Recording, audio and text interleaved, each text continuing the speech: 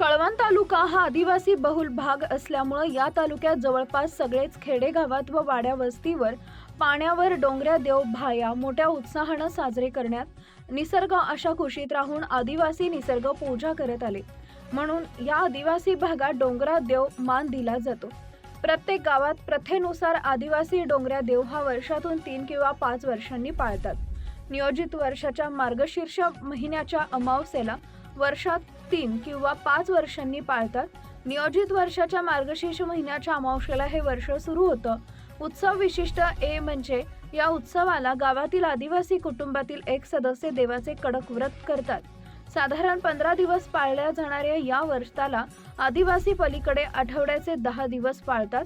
ज्या गावात हे वर्ष असतं त्या गावातील आदिवासी या वर्षाची महिन्याभरापासून तयारी करत सुरुवातीलाच दवंडी व तशी डोंगरे देव पाहण्यासाठी प्रमुख पाहुणे म्हणून उपस्थित कळवण सुरगाणाचे आमदार नितीन भाऊ पवार तसेच माजी जिल्हा परिषद अध्यक्ष जयश्रीताई पवार, कळवणचे इच्छुक उमेदवार लताबाई पवार व माजी सरपंच लक्ष्मण पवार तसेच सुपले दिगर सरपंच रघुनाथ महाजन, सरपंच भगवान बागुल, विजय गांगुर्डे, बाळू पाटील, सोमनाथ बर्डे, संजय ठाकरे, पोपट चौधरी, शांताराम महाले, रामचंद्र पालवी व गावागावात जाऊन भेट देण्यात आली।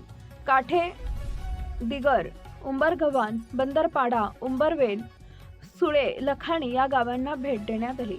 दिंडोरी वृत्तांत न्यूज कार्यकारी संपादक, विभागीय संपादक यशवंत पालवी, कळवण।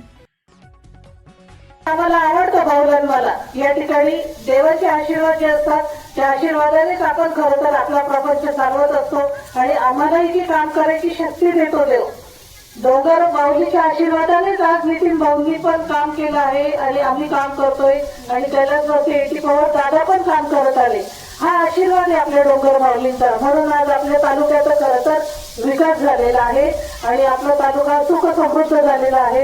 एवढंच मी या ठिकाणी तुम्हाला सगळ्यांना सांगते, इथूनही पुढे भाऊंच्या माध्यमातून तुम्हाला जे काही गावाची विकास कामं असतील ती नक्कीच मी देवाच्या साक्षीने सांगते की आजपर्यंत झाली आहेत आणि इथून पुढेही होतील। कारण खोटं बोलायला मला आवडत नाही। देवाचं भक्त आम्ही पण प्रचंड आहे, त्याच्यामुळे मी कधी माणसाची सोडा पण देवापुढे कधी खोटं बोलत नाही। आपल्या गावाचा बराच विकास झालाय। तुमचे जे काही रस्ते होते ते पण मार्गी लागले। चिंचपाड्याचा रस्ता असेल, गावातला रस्ता असेल, या ठिकाणी आश्रम शाळेचं तुमचं काही मुलांना बसण्यासाठी आता भाऊंनी एक शेड दिला आहे भोजनालयाचं।